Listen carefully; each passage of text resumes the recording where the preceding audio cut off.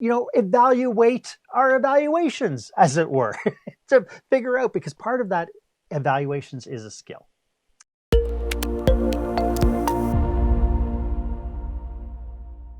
I have to start off by asking you if you have ever received an evaluation that absolutely ripped you apart.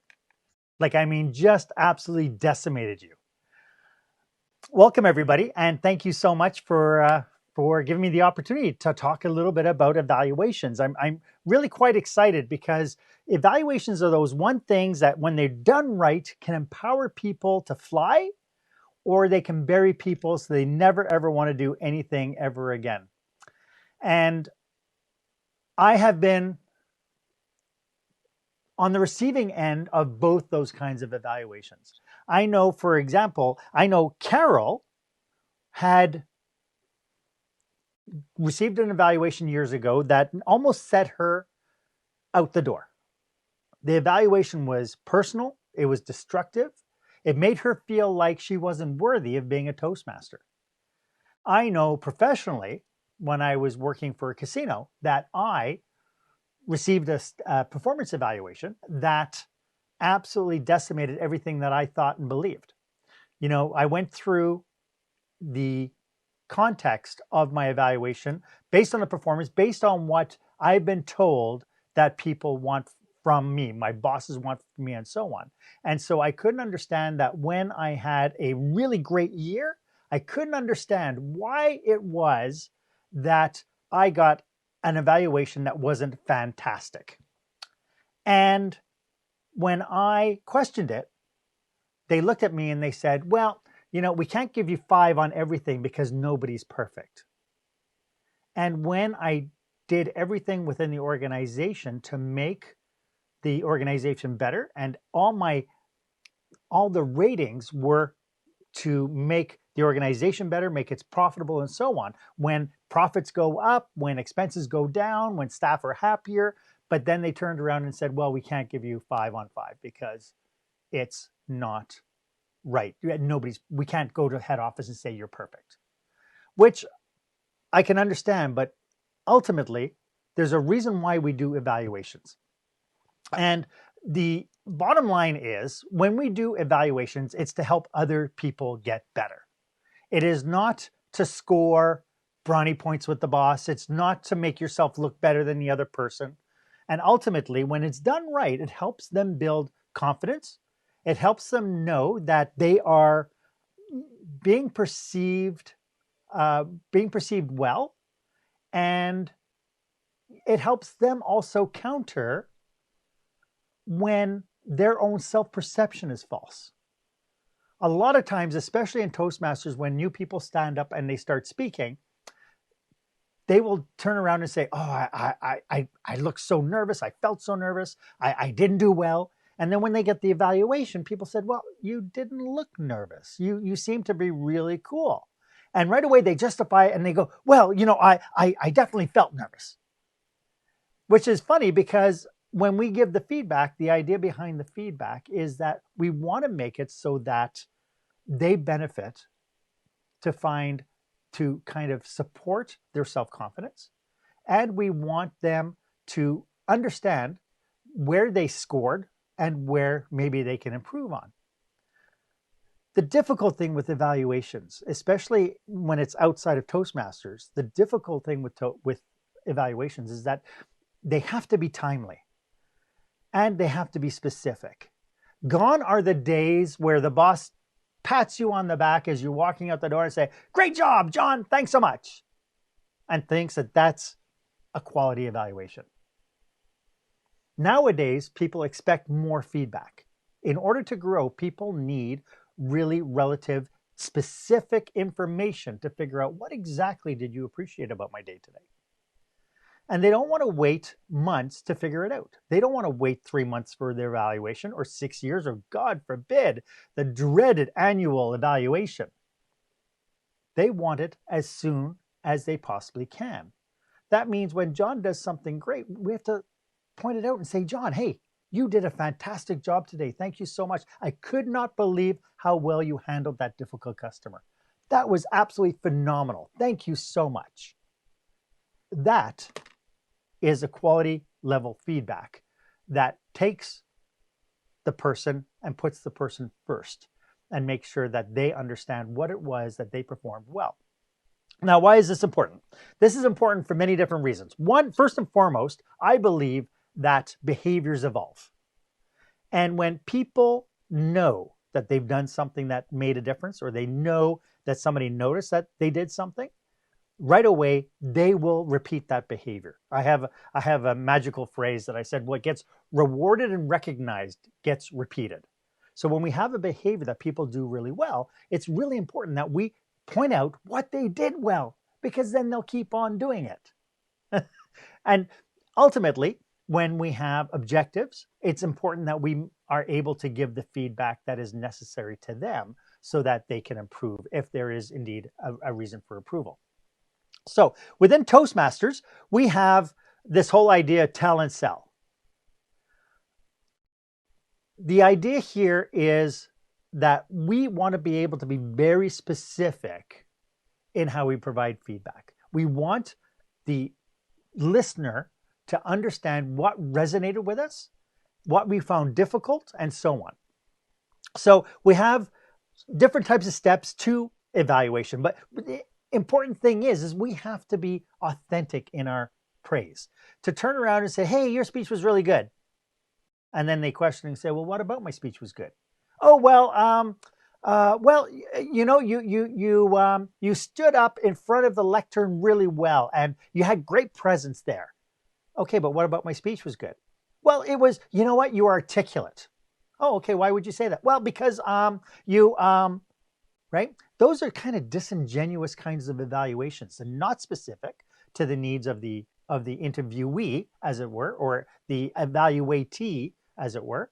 And we have to be able to sincerely say what we appreciated about the presentation, what it was, what resonated with us. What did you say that made it worthwhile and worth our time to sit here and listen to you? We have to recognize, we have to use words that let the people know that it was your perception of things. So we say things like, what I saw was, and what I heard was, and of course the almighty, what I felt was. You know, there's a quote that says, nobody cares what you do and nobody cares what you say. They only care about how you make them feel. And so when we do evaluations, we want people to feel positive about what it is they did well. They want to be positive about their performance and know that they made a difference to their audience members. And so as an evaluator, we have control of that. And we're able to take that and then bring it to them so that it touches them in the heart as well. When we want to evaluate, there are 3 steps to any kind of evaluation. Part of it is you first have to understand what the objective of the task is. So in our case, if we're evaluating a speech, we want to be able to evaluate, we want to be able to talk to the speaker and say, hey, what would you like to work on tonight? What kind of things would you like to improve on? Is there anything specific you'd like me to watch out for in your presentation so I can point it out to you later? Now, all sorts of things come to the forefront. You know, I really appreciated my very first evaluation, because my very first evaluation when I did was probably a life lesson more than it was even an evaluation, because I did my icebreaker speech. I stood up and I did my 4 to 6 minute speech, which I think went over just a little bit 6 minutes, where I took 10 minutes of content. I shoved it all into 6 minutes. I delivered my whole speech with 2 breaths, and my evaluator, who is Marc Haine, thank you, Michael, said to me, my first point of improvement, Mark, it's okay to breathe. Life lesson, it's okay to breathe.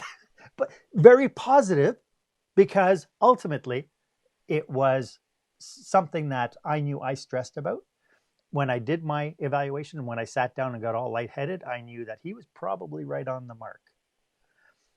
However, since then, whenever I've had an evaluation, I go to the evaluator and I said, a couple of things I want to work on. I want to make absolutely sure that I'm making really good eye contact. I want to make sure that you feel that I am present, that I'm not distracted by what I think I'm going to say, or right. And so I get together and we formulate a strategy on what we want to work on. Once we understand what the interviewer wants to work on, we are ready now to be of service to that speaker as their evaluator. And that's the important part, is evaluation is not a question of doing a job. Evaluation is a question of being of service to the person that you're evaluating. So it's really important. During the speech, it's really important that we pay attention. You really have to look like you're interested in what's being said. You know, all too often I see that we're so struck on, oh, I have to fill out all this paperwork and I need to do this, that we stop looking and listening to the speaker who's right in front of us. So it's really important that we pay attention and that we show that we are interested. During the evaluation, this is the point where you can either lift people up or tear people down. And it's really important that you choose your words carefully. Using words like I heard, I felt, one of the classiest ways of being able to make a recommendation is using the words I wonder. I wonder if, next time you stand up, if you can loosen your body up. As opposed to say, I saw that you were really tense, and I think you should just loosen up. Right? When using the word I wonder, you turn an evaluation from a job into delivering kindness. The other thing I really caution people about when they do evaluations is avoid making it about you. Right? Oh, I remember when I used to do that. Yeah, I used to do that all the time. You know, the very first time I got up and spoke, yeah, it's not about you. It's about them. You have to make the content in your evaluation strictly about them.